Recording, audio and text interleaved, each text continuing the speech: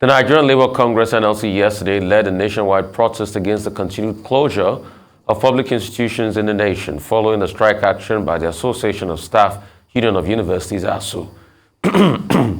However, while Labour gave the federal government a 2-week ultimatum to resolve the crisis, a senior advocate of Nigeria and rights activist Mr. Femi Fanala joined the demonstration in Lagos, while some governors in their respective states identified with Labour with a view to ending the prolonged ASU strike. The Labour Union, which had earlier threatened to embark on a 2-day nationwide strike in solidarity with ASU, ignored the plea by the federal government over the weekend. Leaders of different unions, including NLC, ASU, Senior Staff Association of Nigerian Universities, Non-Academic Staff Union, Nigerian Union of Teachers, and some civil society groups took to the streets in their different states to air their displeasure. From the north, the south, the east to the west, the workers were on the streets carrying placards with various inscriptions. Their message was clear.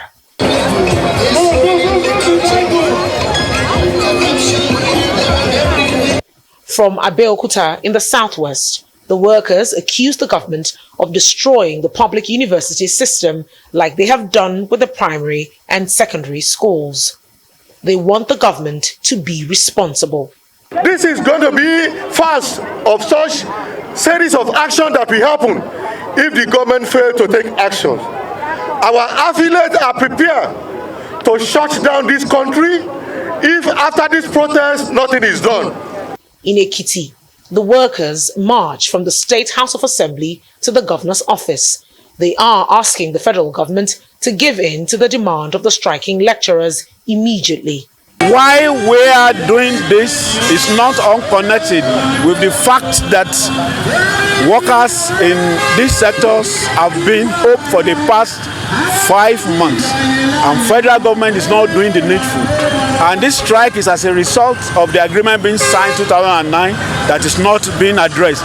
And it has to do with welfare of workers and also welfare of the students in Nigerian universities. The mood was no different in the north-central region.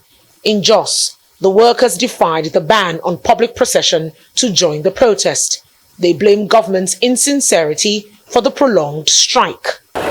This is just an example of what we are going to do finally on the day. This is not a strike action, mind you. This is just a protest, a rally we want to express. Peradventure they refuse to react to this and come to a round table and finish this once and for all. We are closing the country down shortly, indefinitely. In Benue, the state government agrees with the protesting workers that the strike was avoidable. It wants the federal government to listen to the workers. Federal government should call ASU, address the problem so that our students will go back. Our students stay home for more than 5 months is totally unacceptable. The workers in the South were not left out. In Rivers, the workers used the protest to press home their concerns for other societal ills. They say there will be no elections in Nigeria if schools do not resume. A similar scenario that played out in Akwa Ibom, Cross River and Bayelsa states. It is not acceptable in any part of the world. They won't condone it. They won't condone it. At the point where we are now, there is nothing actually left for the federal government to do than to simply implement what has been agreed upon. We will continue to do the right thing at the right time. The needful will always be done until they do that which is right. If we had strikes like this, we will not be where we are today. And therefore, no right-thinking man, either in authority or not in authority, will accept and accede what is going on today. That for 5 months, our universities have been shut down. In the northwest state of Kano, the workers took their protest straight to the government house, making the same demands. There is no doubt the problem between federal government and the ASU is a problem that has been lingering for a long time.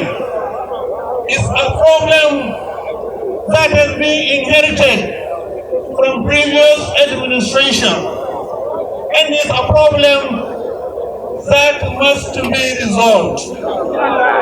Because if it is not resolved, it will lead to the collapse of the education system in the country. Workers in Kaduna State also took their protest to the State House of Assembly, threatening to shut down the nation's economy if their demands are not met. Unions working with electricity, medical and health, all have given ultimatum. If this action did not yield the result, we are going to do a national strike to shoot down the economy. The rally also held in Adamawa State, Nigeria's northeast. If we say they are the leaders of tomorrow, which means they are future leaders. And so toying with their fate now, toying with their work plans now, is actually toying with the future of Nigeria, toying with the work plans of young Nigerians. Just as they need us now as their leaders, in a few years to come, most of us, even including you and the other divide, will come to need them, because even if we groom them well or not, they are certainly going to be the leaders. And to Enugu State in the southeast, the workers insist on the implementation of the renegotiated 2009 agreement reached between the federal government and ASU. If they continue to, play pranks, then we withdraw our services nationwide. We have the intellectual capability, but give the nation the good intellectual environment, the leaders are saying no. The mass rally is expected to continue on Wednesday. Reacting to the current situation with the university lecturer strike, we had Professor Emmanuel Oshodake, the president of Association of Academic Staff Union of Nigerian Universities, and human rights lawyer and senior advocate Femi Falana on Newsnight yesterday. I would like to commend the Nigerian Labour Congress for the solidarity protest today, because for over 5 months, universities have been shut, down in the country. And I think in discussing this matter, we should not just limit the campaign to, we shouldn't just limit it to a demand on the federal government. We are talking of the federal government and state governments, because they own the public universities in our country. So we are calling on the government of Nigeria to respect the 2009 agreement and ensure that our universities that are currently in a comatose state are revamped so that they can meet international standards.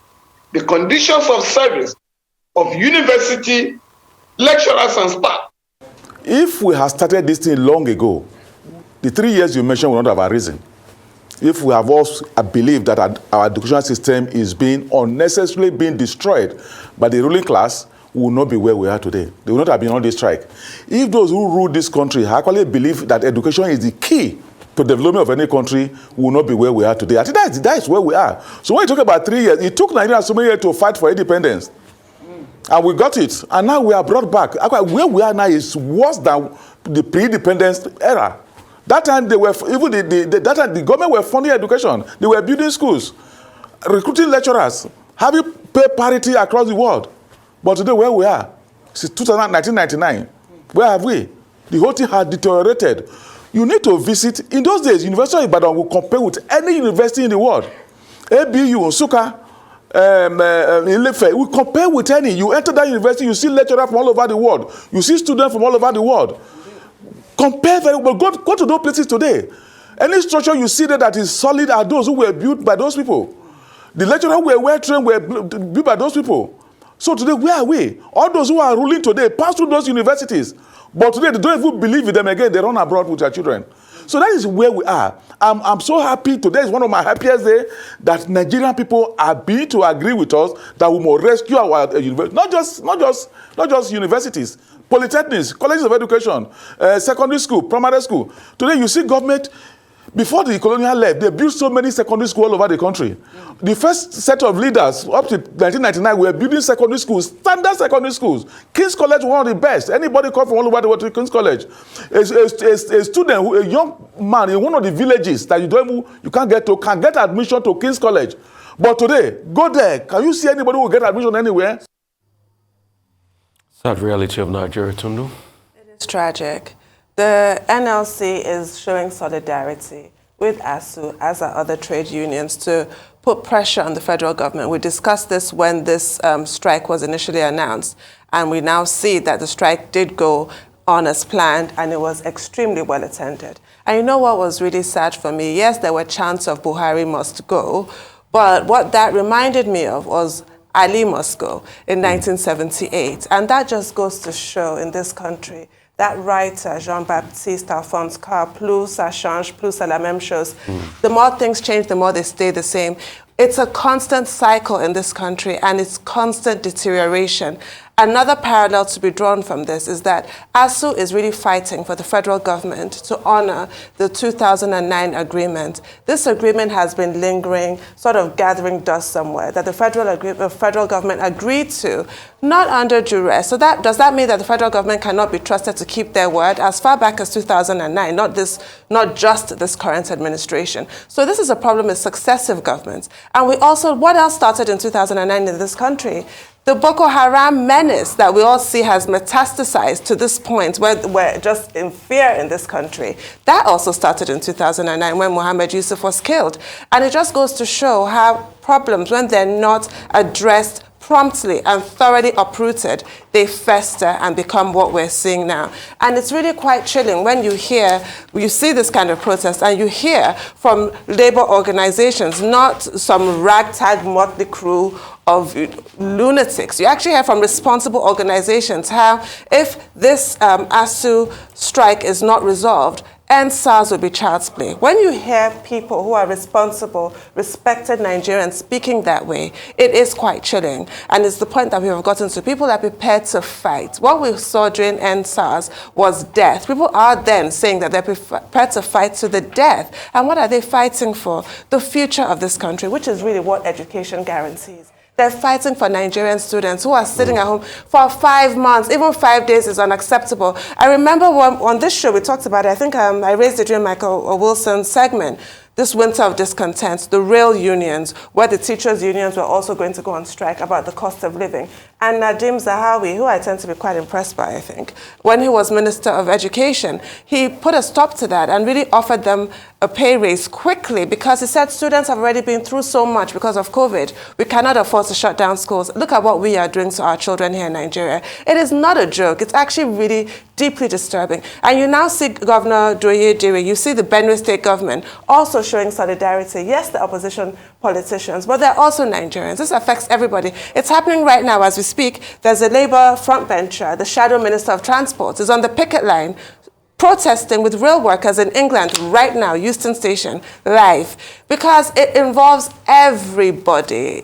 Something has to be done about this. Now, the Minister of Education, Adamu, it was reported that President Buhari gave him 2 weeks, but then he countered that by saying he's the one who said within 2 weeks he'll be able to solve it. That needs to be yesterday. Enough is enough now. Dr. Batu? Okay. Universities in Nigeria have been on strike since February 14. Here we are, we're in July. The universities have remained shut. Other unions within the university system have also joined the protest. The Non-Academic Staff Union, the Senior Staff Association of Nigerian Universities, and also the Union of Technology Schools in Nigeria. Effectively, education is on hold in Nigeria at the tertiary level. And that has been the case since February 14. What are the issues at stake? They are as follows. One, the Academic Staff Union of Universities, they are asking for government paying revitalization fund. Two, government respecting agreements that were reached since 2009 and agreements that have been reached in violation of that basic principle of collective bargaining, pacta sunt servanda, which means that agreements are sacrosanct. They must be respected. But the Nigerian government has refused to respect those agreements. The agreements were renegotiated 2013-2014 and also in 2020 by the NIMI BRICS-led committee.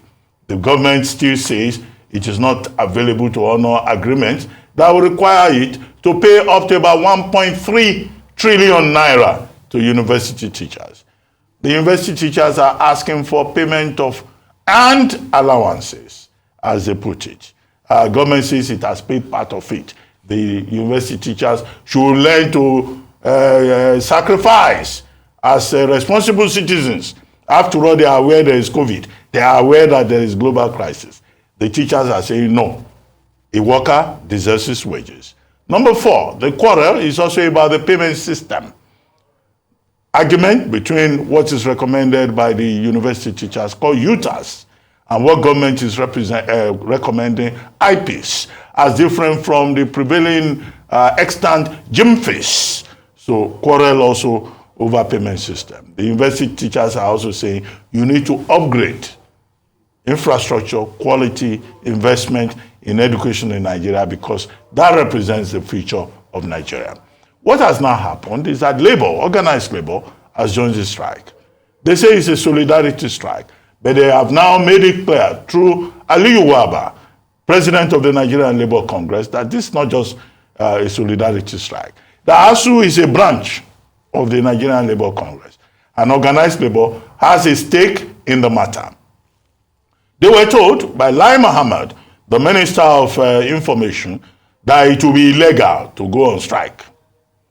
They were told by Ngige, the Minister of Labor and Employment, that the strike will be a breach of International Labour Organization protocols. But yesterday, organized labor made good its threat and went onto the streets in every part of the country to remind government that the right to protest is a constitutional right, and so Lai Mohammed is wrong.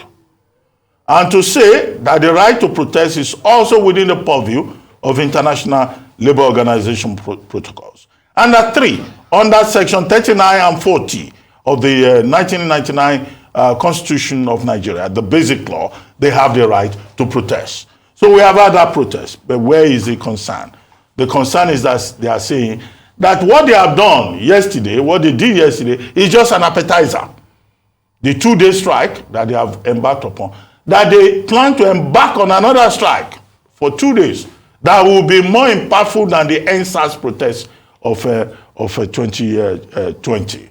Okay, so this is where we are in this matter, and I think it's important that government understands, realizes, sees that organized labor is determined and that you cannot lock down the education sector of Nigeria while saying that you want to move the country forward. And Femi Falana, SAN, put his finger rightly on the matter. He said the president says he's tired and he wants to go. He wants him to go home now. Well, Femi Falana, SAN may have been exaggerating.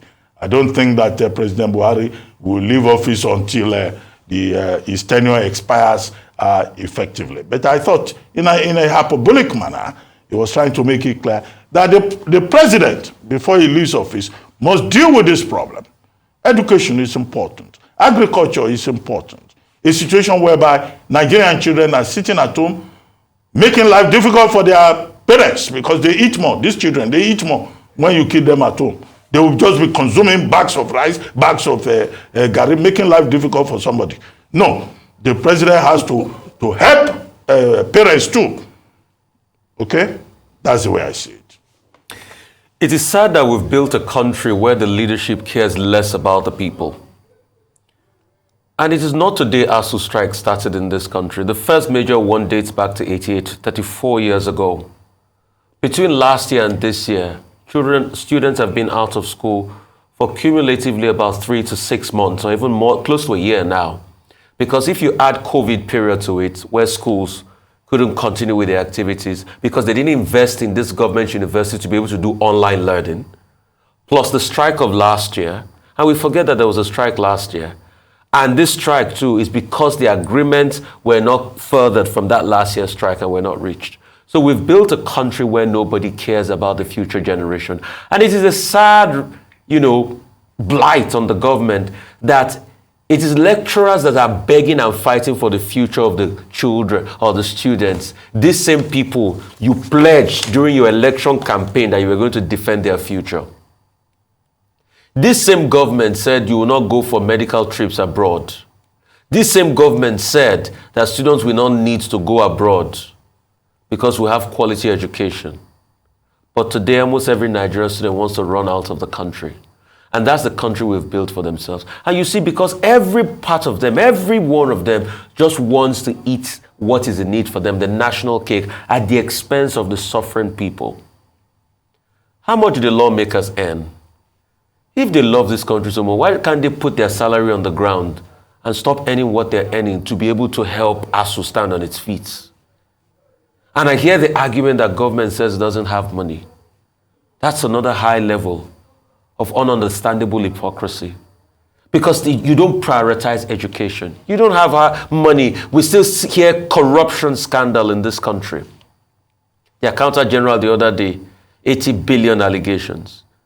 The government doesn't have money. I know that the money that their allegations with the Accountant General that he had taken away, that if you give ASU 40 billion now, at least they'll get off the streets. Because you gave them 20 or 30 billion the last time, and they returned to school hoping that you'll pay more. But because some people are interested in it, what is in it for them alone, when ASU made a payment portal called UTAS, despite the fact that it passed 97% of the test, they said it wasn't good enough. Because some people have interest in the hitherto payment system. So you see, the problem of Nigeria is only about what is good for a certain group of individuals. And other people can go and die. And it's always about their interest and their interest alone. And that is what is playing out here. So it takes NLC to go on strike for the government to understand. Will they even understand? We talked about 2 weeks. We'll settle all of this, but nothing has been done. So what's the way forward in this country? What's the way forward? What will the government say it will do to ensure that the people even have belief in this country? Because every time we see things like this, our belief is chopped off. Well, sadly, ASU says that the federal government has only addressed 2 out of its 8 demands. Well, 2 out of 8, that doesn't look like good performance. And I hope that they would take another look. And it's not only ASU. We remember how the doctors went on strike the other time. It's just a matter of time because cost of living is already kicking in. So the doctors might go on strike. You see what happened in Ghana where the student education unions came and said, we will shut down things unless you give us a cost of living allowance. They had to bump it up 15%. So I'm sure probably if we go through the ASU cycle, the doctors still will come in, other unions will come in because wage has not increased in a while. I'm sure NLC will still talk about wage very soon. Okay, where is the way forward? That's a question. Yeah. That's all on News Headline. We'll take a short break.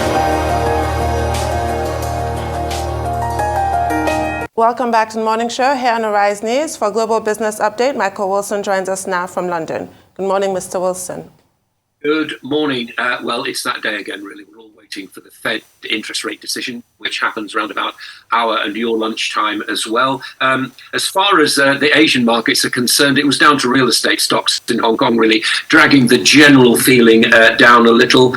Country Garden stock plunged about 14% this morning, or rather in the Asian trading market, after it said it would raise 2.8 billion Hong Kong dollars. That's about $360 million US by selling 870 million new shares. So a bit of refinancing going on there. Hong Kong's Hang Seng fell about 1%. Alibaba not doing too badly, actually. We'll come on to that. And elsewhere in Asia, the Nikkei gained very, very slightly. Mainland China markets slightly lower. More good news out of China this morning. Industrial profits bouncing back last last month as the COVID curbs ease. They bounced back to growth in June, up 0.8%, rebounding from a 6.5% decline in May because of all those COVID shutdowns, presumably buoyed by easing pandemic curbs and government stimulus. June's data shows that the country's industrial firms are gradually coming back from supply chain disruptions and all the shutdowns in the second quarter. As far as the US is concerned, stock futures rising ahead of that Fed decision today. We'll know about that, as I say, on around about our lunchtime. Futures on the Dow up by 105 points. Earnings, well, what can I tell you about the earnings? Fairly mixed, actually. That big warning that we got from Walmart, which I talked about yesterday, had the usual effect on other retail stocks like Kohl's, Target, Macy's, Nordstrom and Ross stores, were all lower on the feeling that the high inflation is cutting into US consumer spending. As far as the US Senate is concerned, the bill to boost US chip production competition within China has cleared a key Senate hurdle, a bipartisan bill this is to bolster domestic semiconductor production and boost US competitiveness with China. Actually cleared, and it's now in sort of the final passage. The president has urged them to pass it as quickly as possible. It includes about $52 billion worth of funding for US companies to do that thing, to produce their own computer chips. So on to Microsoft and Alphabet. There's two tech stocks missing estimates, and Microsoft missed its estimates. However, stock up 5% on what's described as rosy guidance. In other words, things not too bad. And Alphabet reported weaker than expected earnings. Basically, both these big high-tech companies not doing too badly. I think that's really what we're saying. There's nothing magic about it, but at the same time, they're fairly solid kind of performance from both of them. Look, for example, the YouTube division of Alphabet up by only 5%. If you compare it with the 84% growth that happened the same period a year ago, you can see what's going on there. It's just these kind of revenues are falling, but nothing drastic at the moment. But we shall see. A long time to go, obviously, in terms of where we're getting to a US recession, or maybe not. International Monetary Fund on Tuesday cut its global GDP forecast for 2022 and 2023. It now expects a 0.4% drop in its previous forecast. In other words, growth will be 3.2% this year. Now, Russia has been cutting gas supplies. It started, as you know, to resupply, and it's now actually not doing that. Nord Stream is down quite a lot. Shortly after its reopening, Gazprom actually cut supplies to 20% of its maximum capacity. That pushed the wholesale price of gas up in Europe by 10% within a day. Gas prices are now, get this, 450% higher than they were this time last year. European Union members have been given a slight exemption from this target of reducing gas between 15%. You remember that obviously it was talking about Europe as well, but Germany particularly, very, very worried. But countries can also ask to be exempt from this but they are heavily, all they need to say is they're heavily dependent on gas for critical industries. So the kind of decision didn't really take place yesterday. I suspected it probably wouldn't, so there's certainly some sort of exemptions flying around there. The EC has been warning Italy to stick to its COVID recovery plans after Draghi actually goes. Italy won't. So in other words, there is this 200 billion EU funded plan for Italy, and it's been told that it may not actually retreat from that. It will not be renegotiated. If you remember, Draghi resigned after 18 months, really, of quite an interesting unity administration there. That's broken apart. How that's going, we don't know. Now, let's talk about the UK. The IMF has once again said it's set for the UK is set for the slowest growth in the G7 countries in 2023. 0.5%. That's what it's feeling that growth will be in the UK in 2023. growth stalling in the UK, US, China, and Europe. The IMF is saying that the world may be teetering on the edge of a global recession. Okay. As far as the battle to be the next Prime Minister is concerned, Rishi Sunak has pledged to cut VAT on household energy bills if prices continue to rise through the year. The Formula Chancellor, who's not promised tax cuts so far in his campaign, appears to have done a bit of a U-turn on that. It's called his winter plan. Liz Truss's supporters have said this is a massive U-turn. Not that massive, but it's certainly a tax-cutting thing. Liz Truss, meanwhile, is concentrating on being tough on crime and promising that the police will turn up at every burglary. They don't at the moment, quite extraordinarily. UK train strikes today. Disruption expected, the normal kind of thing. Not very helpful at all. Nor is Network Rail's observation that there may be more to come. So it's going to be a pretty nasty summer here as far as transport is concerned. And finally, oil and very choppy trade really yesterday. The gas cuts from Russia are affecting all sorts of energy prices, oil not least of which. Very, at the end of the day, the price didn't change an enormous amount, but the trade intraday was extremely choppy. Just as a matter of interest, that's the end of the global thing, but I was talking to some energy analysts yesterday about gas, and it's not all one way this, because Russia will soon face, probably early next year, the problem of how to store all this gas that is deciding not to distribute to countries. The rest of the world. It may be selling on the open market. It may be selling in the same way they're selling cheaper oil, but it's got to be transported, and that's difficult, and it cannot be stored forever. So that's an interesting thought. It's not all one way. Gas is a two-way business. That's the global view. I mean, it makes a lot of sense, Michael, because I definitely think Russia's got an end game plan in all of this. And they want to try as much as possible to shrink the economy of the EU a bit. And it's already working for them because Germany is already reeling from this big time. And you can see the numbers coming out of Germany. But real quickly, a lot of people are saying Rishi Sunak backtrack. This has always been in the cards. The fact of removing VAT on housing, removing VAT even on petrol. But the most important thing is the big tax cuts a lot of people want is not feasible. Because I keep saying, look at the deficit numbers, which is growing by the day.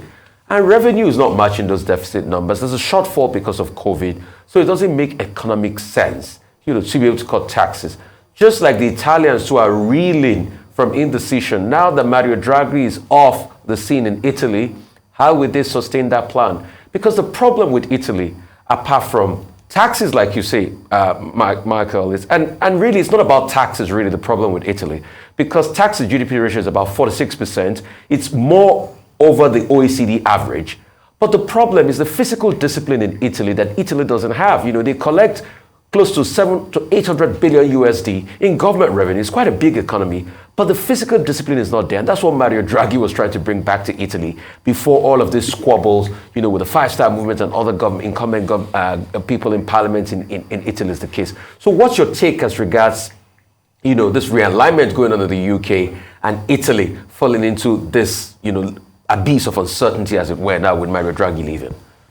I think, if I may say so, you've summed it up very well indeed. I scarcely need to say anything about it. I mean, I feel as though the point about Italy, if we can just concentrate on that for the moment, is that the EU is saying quite naturally, if it does not stick to its plans, then it will show the EU in a bad light. And this whole experiment of all these different economies being latched together for all sorts of reasons, which we've known and we've just talked about a lot of times in the past, and academics have discussed this, over the years and so on. If Italy does not stick to what was agreed, and it's not seen to do that, then it is a major country within the EU, and it will be seen as a vote against the EU and against everything it's trying to achieve. You're absolutely correct. I'm sure it's all about tax collection. It's all about putting some discipline within an economy, and Mario Draghi, I think, will probably be sorely missed. But what can you do if you've got this unity of all these disparate interests in government?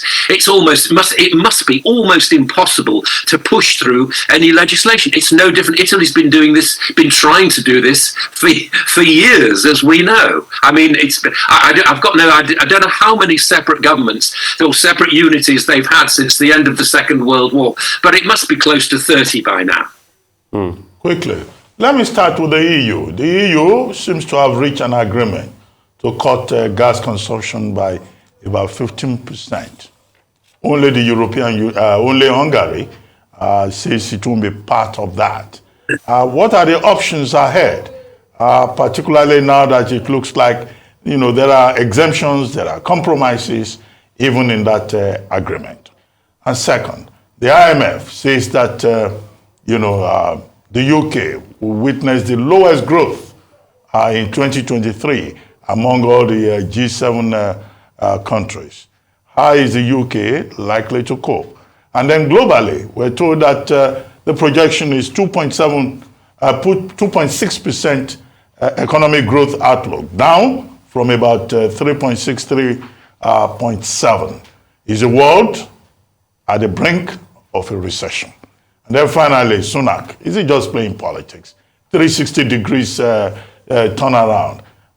Is that a strategy? Considering the fact that in February, this same Rishi Sunak was opposed to tax cuts on energy bills because at the time, he said, it will only benefit the rich. What has changed since then? And is it going to give him any advantage over Liz Truss, who appears to be comfortably in the lead, and in the debates? Not forgetting what happened yesterday when the anchor of that debate collapsed on duty.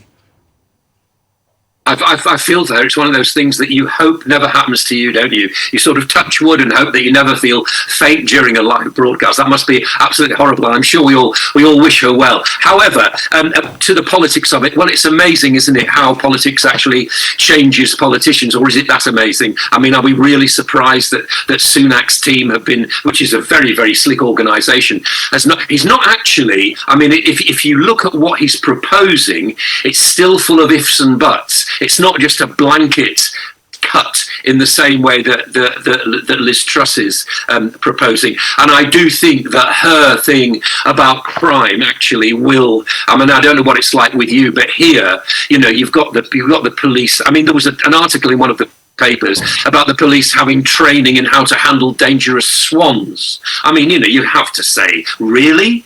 I mean, if you get your car stolen, for example, in this country, it's extremely unlikely that it will be registered as a crime because you have to do that for the insurance. Any chance of getting it back? Probably not. Any chance of anybody turning up to see whether they're going to investigate it? Probably not. They've got other things to do. So I suspect that the crime thing is something which is going quite well. How these two will actually bear up, given the scrutiny of the 150,000 Conservative Party members who are busy looking at these kind of claims and counterclaims and so on. And after that sort of spitting fight that they had a couple of days ago, I don't know really. You look at these things, don't you, and you think, well, why doesn't somebody just come out with the truth? I suppose that's rather a lot to ask. As far as the EU's concerned, I'd never thought that there would be this 15% agreement across all the countries. There are exemptions. We've got no idea of the detail of it. I mean, there are certain things that countries can do. They can apparently go to the European Commission and say, look, we can't cut 15% because A, we're not connected to the gas grid within Europe. That's number one. B, it may be that in inverted commas, critical industries within our economy need gas, so we need to be exempted from it. I mean, it's the usual kind of mishmash, isn't it, really? And also, as I was pointing out, again, I'm quite surprised at this kind of turn of events. The gas thing, it's not all, well, it's being held up. the Russians have to do something to store what they're not able to send elsewhere, and that may well be the story towards the end of the year. So it's not all one-way traffic. But yes, you're absolutely right. Exemptions, so what? Doesn't make anything firm, does it? Really, 15%. And what's the EU or what is the EC going to do to countries that don't maintain that? I think it's a lot of details still yet to come in this. Well, thank you, Mr. Wilson. We've run out of time, I guess. Okay, we seem to have breaking news. The protest over the lingering ASUU strike, which began yesterday across Nigeria, is beginning to gain momentum. Our correspondent Mary Chinda joins us now from the protest ground in Nigeria's federal capital, Abuja. Okay, well, Mary Chinda will join us later, but here is the president of the NLC, Ayuba Waba. I'm happy. They were saying that we are a threat to security. Are workers a threat to security? Are we a security threat? We are an asset to the country. It is their action that is actually a security threat. We have faces. Everywhere that the protests are taking place, it has been peaceful. And therefore, we are not a threat, but their action is a threat to democracy. And we must reiterate, we leaders are afraid of people coming together, especially organizations like LIB, to hear their views and give perspective. This government is I'm in front here. Because elsewhere around the world, I'm here now. Even in the midst of public emergency like what people are still protesting. I'm in front of the man. Nobody's right to protest has been alienated. Nobody's right to protest has been challenged. And comrades, we must realize that fact. Okay, we'll go back to that protest in Abuja later, and we'll have on the ground by then our correspondent, Mary Chinda. Rotis Odiri is here to give us an Africa business update. Good morning, Rotis. Good morning, Tundu. Good morning, Rafai. Good morning, Doctor. The Federal Accounts Allocation Committee put out a communique yesterday stating that the excess crude account balance has fallen from $35 million to about $363,000. There was no explanation that was given as to why that was. If you remember, back in January, the updates from Clement Agba, Minister of State for Budget and National Planning, gave the last update from the excess crude account that it was at 35 million. I think from 2021, it fell from about 72 million to 35. Back in January, Tolu Ogunlesi, the special advisor to the president on new media, gave explanations as to why it has fallen to that point, saying that there were transfers made to the Sovereign Investment Authority, money that was paid for security and so on and so forth. So we're still waiting for an update on the ECA balance. Now, again, just for our viewers, excess crude accounts is supposed to collect the difference between the benchmark in the budget, which is at $62, the difference between that and the current pump price for crude oil, which is over 100. So those savings are supposed to go in there. But your guess is as good as mine as to why the funds have dwindled. We've had revenue challenges, holes that need to be plugged. So we await that information. We move from oil and gas to aviation. Dr. Abdul Munaf Sarina, who is the president of the Airline Operators of Nigeria, said he was at the Federal Ministry of Aviation to discuss the way out of the challenges facing the airline operators. Hadi Sirika is in those images. You can see Alan Onyema, the chairman of Air Peace, and a number of other members of the Airline Association of Nigeria that were part of this. Number of quotes that came out of this meeting. I mean, hey, they've been meeting and meeting and meeting, They've met with the NNPC, they've met with so many others. But he talked about foreign exchange, saying the rate at which the dollar is escalating, very alarming. Every day, there's a difference between 10 to 15 added at the parallel market. Last week, 610. Now it's 670. That's what Abdul Munaf Sarina said. Hadi Sirika, for his part, said that there's some solutions that need to be put out there. So he says importation of fuel at the appropriate price, and we all should underline appropriate. Yeah, we should have underline what that appropriate price is. Refurbishment of refineries, and then the Dangote refinery to come operational to at least help with supply issues. Now he was asked, okay, well, what's the timeline? Very interesting comment. He says, so when you ask how soon, I wouldn't know when Dangote will come on stream. I don't know how soon the refineries will be fixed. I don't know when imports will become sufficient, but government is working to make this happen. That's what he said. Also, Premium Bread Makers Association of Nigeria have called off their strike, so they followed their colleagues in Abuja. They've resolved to raise prices, and if you saw Oyin Sunday's reports on aviation, it's not aviation, Oyin Sunday's reports on inflation, that's our business correspondent in Abuja. You remember at the end of the report, she's trying to buy a loaf of bread, and the seller tells her it's 500 naira, and she says why, and then he talks about the issues. So they've raised prices, but let's remember what issues that they've had. So as far as the reasons for the morning strike, which they've called off, they said the rise in cost of baking materials, the 15% wheat development levy. There was a great interview on the Arise interview on Friday where we spoke with players in the sector from the bread maker. They talked about this levy, how about 500 billion naira has been accumulated, yet investments from it have not happened, and the levy is causing issues as far as input costs for bringing in wheat. NAFDAC's, I actually didn't know this, NAFDAC has a 154,000 naira fine for late certificate renewal, which is, a penalty if you don't renew your certificates on time. They said also no access to CBN loans to MSMEs, the medium small enterprises, and then multi-agency regulation of bread makers. So those are the reasons why they put out there. But they've called off the strike, and they've raised prices. Finally, Kenya, MPC meeting is today. That's Dr. Ndoroje, that's the governor of the Central Bank of Kenya. And it's expected that they will probably raise rates. I mean, they raised rates for the first time in about 5 or 6 years back in May. I think it was the first time they raised rates since 2015 to about, I think it's about 7.5% or so. Inflation is also out of their band. So remember, elections are coming up very soon, and they want to try and stem the fall of the shilling, which is down about 5% to the dollar. You know about the inflation pressures, which are everywhere else. So we'll see what happens with the outcome of that meeting.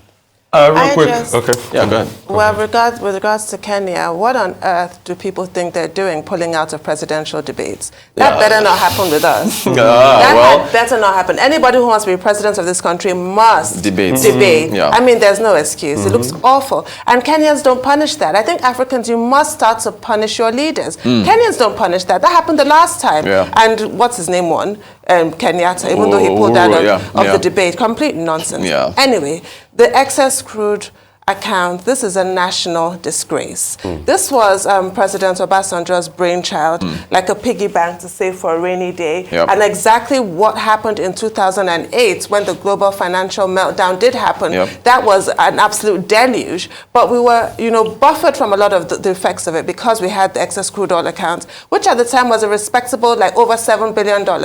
By the time he handed over to the late President Umaru Yar'Adua, he was able to grow it to the highest it's ever been, $22 billion. He did a great job. But unfortunately, that whole Obasanjo policy of keeping people's sticky mitts out of it didn't last under President Yar'Adua because the Nigerian Governors Forum, under who became Senate President Bukola Saraki, eventually went to court and got their hands on it now, didn't they? They did. But President Muhammadu Yar'Adua was still able to grow it to the extent that he did, handed over to Goodluck Jonathan, at which point it was depleted rather dramatically. What are you looking at? And then now we have where we are now.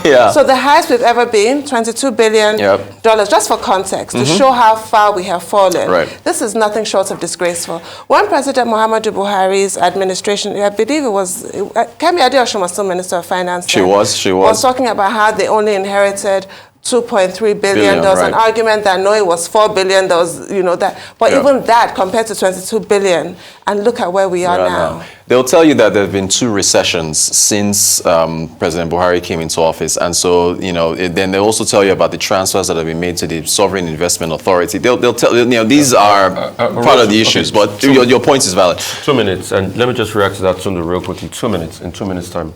Well, 2 minutes left. So 30 seconds. You got 30 seconds. 30 seconds. I'm going to react to 30 seconds. All right. Norway has oil just like us. Sovereign investment fund for Norway now is about 1.4 trillion. Each Norwegian citizen has $250,000 waiting for them.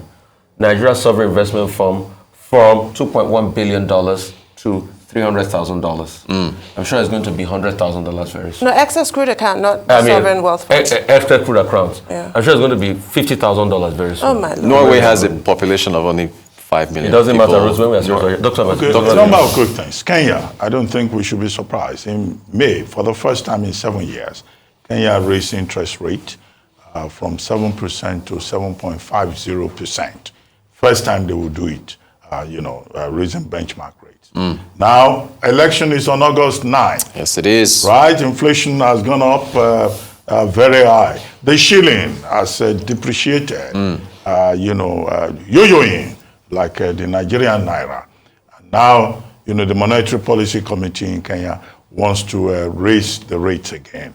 That should not be surprising. Even in the UK, the IMF is predicting that if growth drops to as low as, below 2% in the UK, even the Bank of England will have no option but to further tighten economic policy. That's the global trend. But as we always say, many of these countries, they blame the global trend. But part of the problem is leadership crisis in many of these countries. As for bread, yes, bread is now 600 naira. I didn't know until this morning. I ate a loaf of bread. I kept half of it. Ordinarily, I would have thrown away that remaining half. When I saw the story, I took that half. I said somebody should go and keep it. This is not time when you eat half a loaf of bread and you throw it away. No, you can't throw bread away. Where did you buy bread for 600 naira? It's more than that too. No, it's 600. That's as of yesterday. 600. The one I bought all this small. I've told you. The small one. The full loaf is 1K now. Is it? I bought small one. No, in the face of inflation, you must learn to cut your clothes according to your size. Even that small one, I ate half of it. I've kept the remaining half. So that is where we have found ourselves. 600. Hunger is in the land. Poverty is walking on streets arrogantly and confronting all of us. It is. So it's not just bread. Every other thing is expensive. Diesel has gone up. Cost of transportation has gone up. And the people who suffer are the ordinary people of Nigeria. As for excess crude account, according to Dr. Ngozi Okonjo-Iweala, between 2011 and 2015, Nigeria was able to save about 12.5 trillion. The state governments took about over 2 trillion of that. Now, with the present situation, the story you brought up, the thing has gone down to about $330-something thousand million. What happened? No, $300,000. $300,000. That's not up to a million. It's not even a million. No. So what happened to the money? The people of Nigeria deserve an explanation. One, was the money used for subsidy? Was it truly sent into the sovereign account as they are alleging? Or did the states share the money? Because you recall that under President Jonathan, the issue was that the states wanted their hands on the money. They went to court. Oshomole, Comrade Oshomole, Governor Amechi of Rivers State, as he then was. These were the people in the forefront, saying that this is the money belonging to the states, not to the federal government. So we just need clarification. We do. Along the lines of accountability. And those same states. And those same. Yes, that was into look. It's part of the money. And let them tell us from 35 trillion to 35 million. So 35 million to 300,000. Thank you so much. Thank you. Very soon they will tell us it's a zero account. Now for an update on the COVID-19 pandemic, Adeswa Omorwa is here with us. Good morning, Adeswa. Good morning, Tundun. Good morning, Dr. Abachi, and good morning, Rufai. Morning, Adeswa. Morning. Morning. Fine, thank you. Well, globally, there have now been over 572 million infections, COVID infections, at least 6.3 million deaths, and about 11.9 billion vaccine doses have been administered. Well, here in Nigeria, the latest data shows that there have been 425 new cases officially reported from 13 states and the Federal Capital Territory, Abuja, between the 23rd and 25th of this month. Now, the vaccination agency in Nigeria says over 26 million Nigerians are now fully vaccinated against COVID-19. That's a 23.4% of the targeted eligible population of Nigeria. And let's go to a report, a very important study that has just been released. And if the engineers can help me, I'm getting a lot of feedback this morning. But let's to this report in sub-Saharan Africa, where pregnant women hospitalized with COVID-19 are dying at a far greater rate than any other demographic. Now, this was revealed in a new multi-center study across 6 African countries, including Nigeria.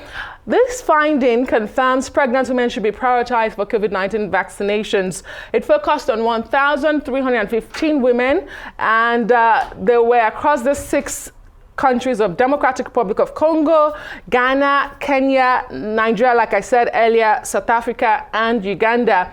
It also shows that women with other risk factors such as diabetes, a history of tuberculosis, HIV, or sickle cell disease were at greater risk for severe COVID-19 disease. It's such an important study on a population group that is often neglected. And if you ask me how many pregnant women have been vaccinated in Nigeria, I do not know, because there's no such data published. And moving on to the US, where President Biden is expected to take a COVID-19 test today and return to work in person if it's negative after 5 days of isolation under public guidelines. The US president tested positive for COVID-19 last Thursday. We are told that he was treated with the antiviral drug Paxlovid, which is intended to prevent severe COVID symptoms. Dr. Kevin O'Connor is the president's personal physician. He says the president's symptoms have now almost completely resolved and all his vitals are good, so he should be back to his normal exercise and back to work. And let me tell you that what most Americans have been facing during this pandemic, working remotely, happened to the president yesterday. He was having a meeting, a virtual meeting with a group of people from South Korea, and his dog, the German Shepherd named Commander, backed during that meeting, so there was an interruption, even though the president pretended he did not hear the back. Well, let's go to the UK finally this morning, guys, where members of parliament say despite spending at least £486 million on implementing its traffic light system to manage travel during the pandemic, the UK government did not track the spending on managing cross-border travel or set clear objectives. So it does not know whether the system worked or whether the cost was what the disruption caused. The traffic light system, as you recall, was introduced in May 2021, and it set the rules for arrivals from every country depending on whether it was on red, amber, or green list. Back to you guys. It's so important, Adeswa. Thank you for that reminder about the link between pregnancy and COVID. Pregnant women should be vaccinated, and if they haven't received a booster, they should get it, because there were really heartbreaking stories about the ravages on the bodies of pregnant women and resulting in a lot of cases in their deaths, and it's just not worth the risk at all.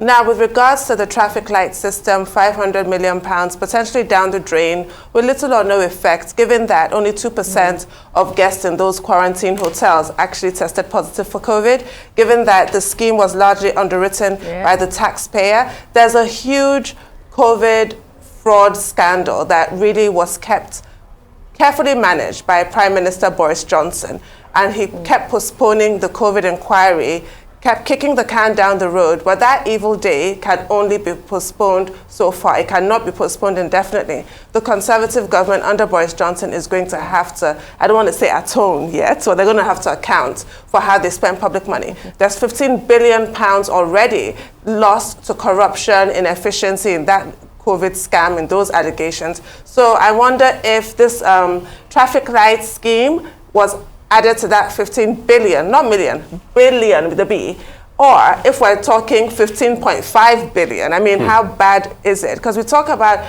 well, David Cameron talks about Nigeria being fantastically corrupt, but it appears that some things are universal. Oh, yes. And it's the sad reality out of this 15 billion is the fact that most of this monies were borrowed money. That's the sad part of all of it. The fact that the UK government borrowed over 300 billion during COVID. And that has even increased their deficit. Their deficit pre-COVID was about 85%. Now it's 104.3%, and it keeps rising.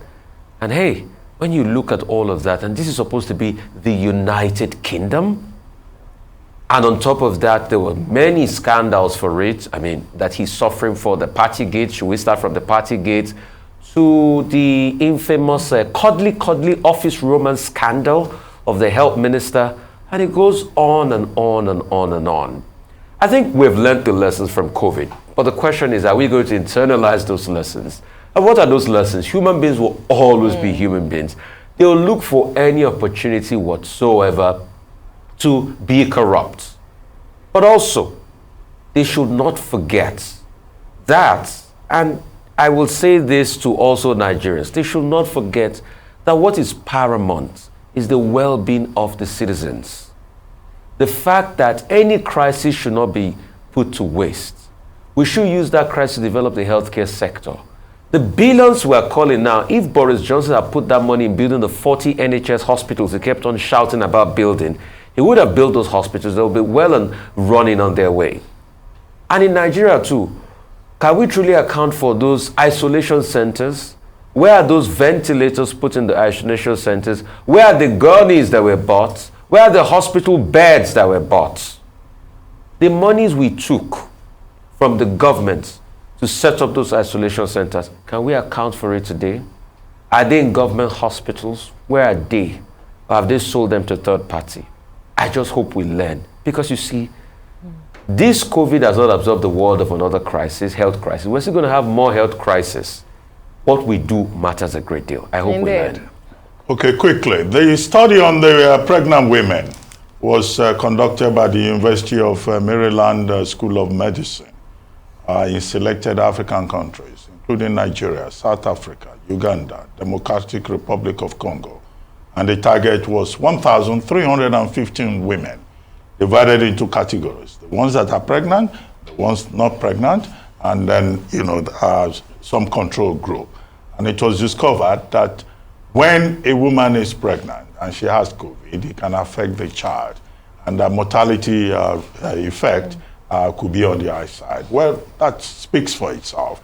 It's a no-brainer. If the mother is not well, then you can also expect that the mother is not well. The child may not be well. So what is recommended is that pregnant women should take the vaccine to protect themselves and to also protect their children, particularly if these women have comorbidities, diabetes, hypertension, and other ailments that could, raise the level of risk. But in Africa, the bigger challenge remains the fact that vaccination rate is very low. Still, no country in Africa can boast of up to 40%. Many of the countries are below 40% vaccination. Secondly, there is a challenge of vaccine inequity in the world, and that's part of the problem. Now, talking about President Biden. Well, yes, his doctor, the White House doctor says today he will be in the clear because all his vital signs are good and all that. Two things immediately. One, that COVID is not a respecter of persons. Even when you have taken the vaccine and the boosters, you could still come down with it. So it looks like it's something that we'll have to live with in the long run. Well, you pointed out that other part of his German Shepherd, the dog called Commander, who got into that meeting with South Asian business executives. Well, that happens. But we wish that President Biden will be truly back on his feet and he will be well. And all of us will take a lesson from that COVID does not respect presidents, does not respect royalty. You still have to take the precautions. Thank you very much. So I noticed something. I think it's your hair. Some different style, but, don't let me go there. But I saw it. I've seen it. Okay. Thank you very much. I noticed Tundu's hair too. I noticed Tundu's hair I'm glad somebody did.